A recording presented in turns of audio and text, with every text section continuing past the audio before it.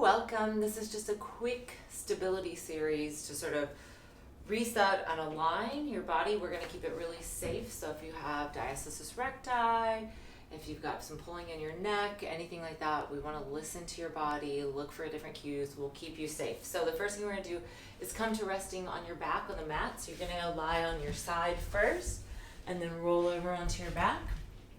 We're going to start with bridging. So what we're going to do is press into the feet. Either just lift the hips up or let the pelvis curl as you slowly start to lift up.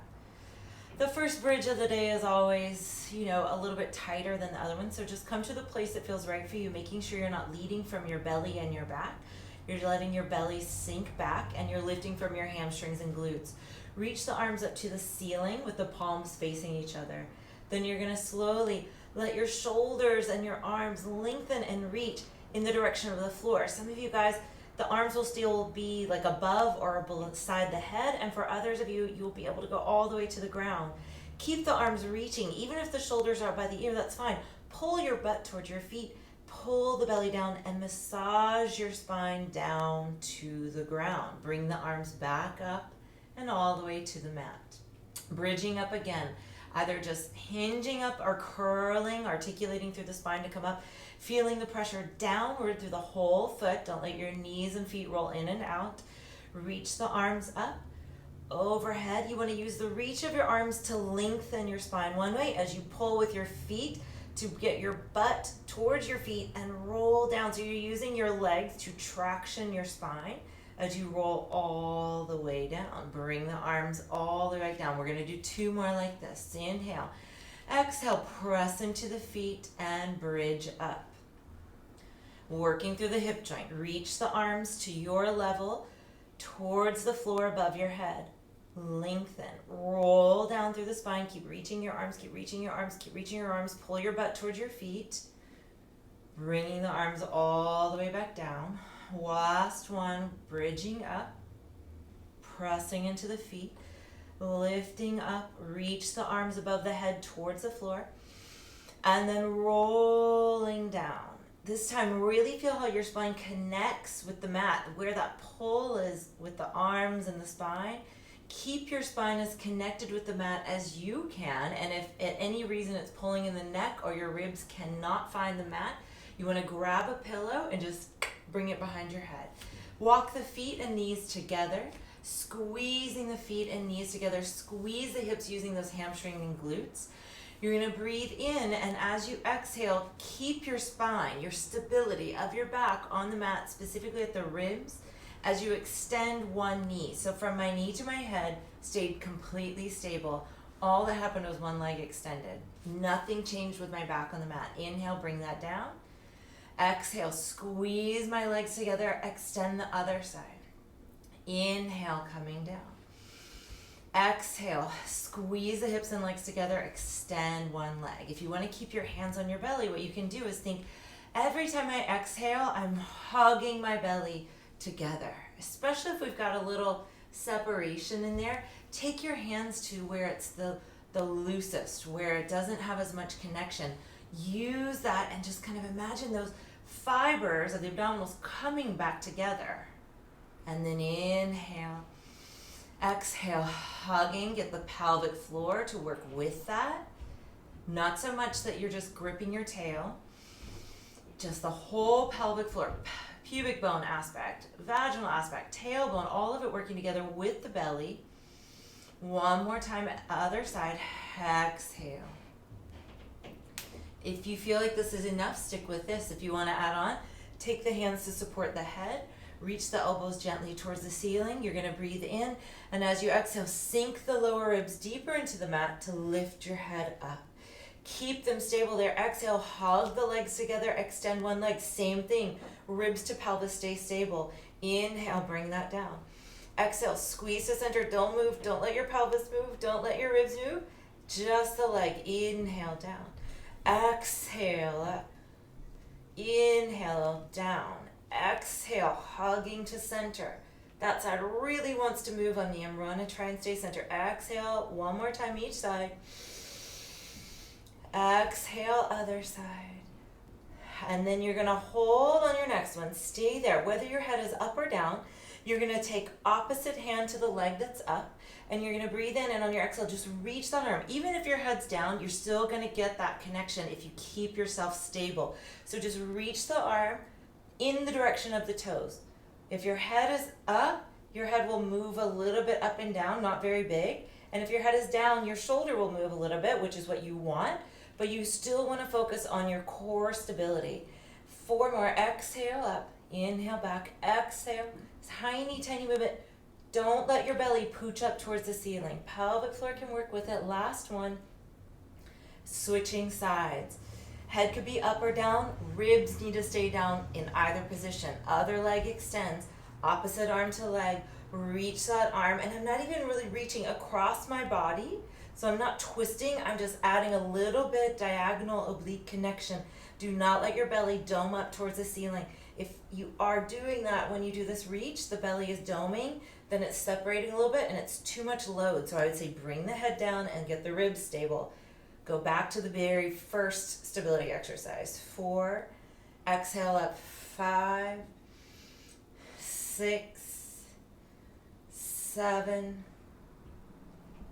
8, 2 more, 9, coming up, 10. Both hands support the head. If your head is up, both feet down, then bring the head down. You're gonna roll to your side next. Support your head either on a blanket or your arm, whatever feels comfortable. Make sure that your head, your shoulders and ribs and pelvis are stacked. Press down through the bottom leg and lift your top leg up. I don't care if the ankle's flexed or pointed, just make it neutral. And what you're gonna do is use a little bit of that belly support to stabilize your trunk as you internally and externally rotate that leg. We're gonna do this 8 times. Inhale as you internally rotate, knee to knee. Exhale as you externally rotate, foot to foot. 3, and externally rotate, internally rotate, and externally rotate. Breathing. What's that pelvic floor belly support? It doesn't have to be as much as what you were just doing to keep your trunk stable because you're not holding a leg out in the same way, but you do have to find like maybe 40%. Sometimes I would do this when I was like early postpartum. We're going to do 2 more here. Early postpartum, I would do this when I had a little binding or a towel to kind of just help me find my deep abdominals.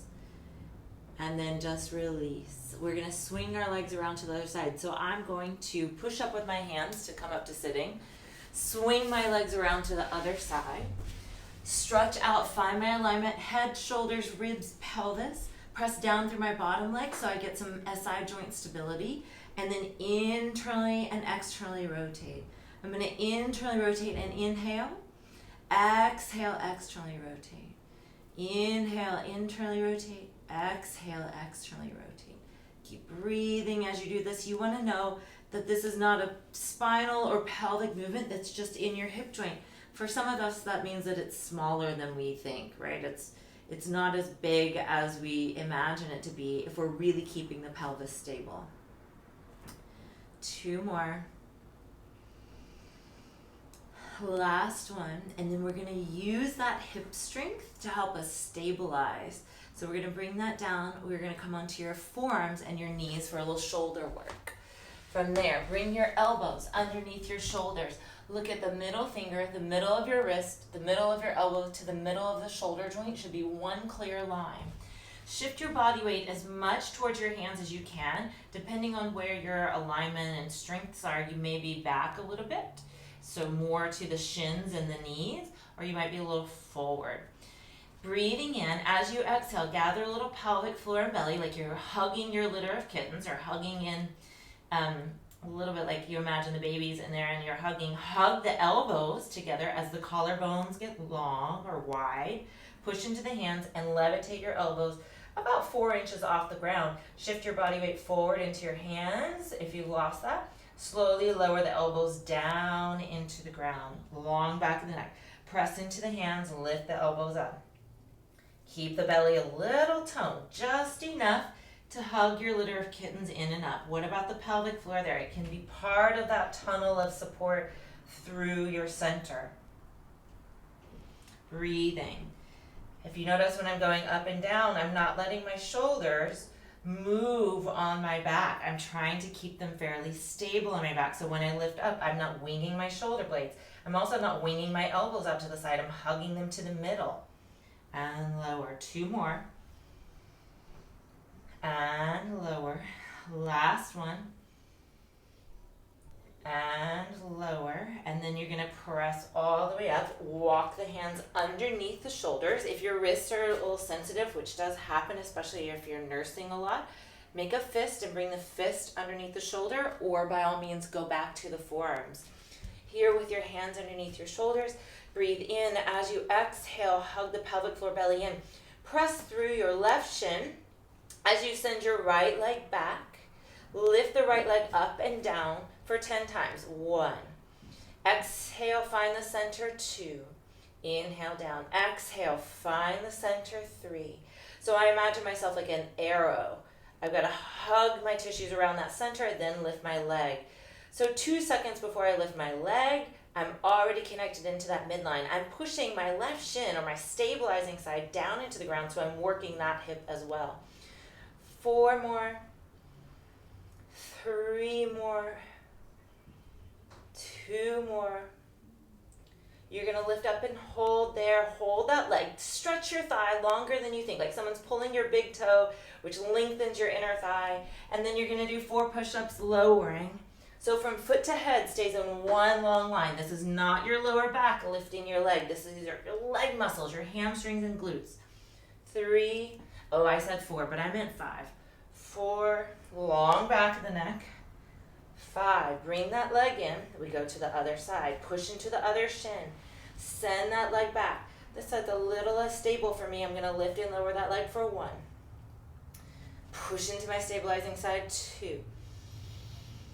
And 3. I want to find that exhale belly support. 4. And 5. Long back of the neck.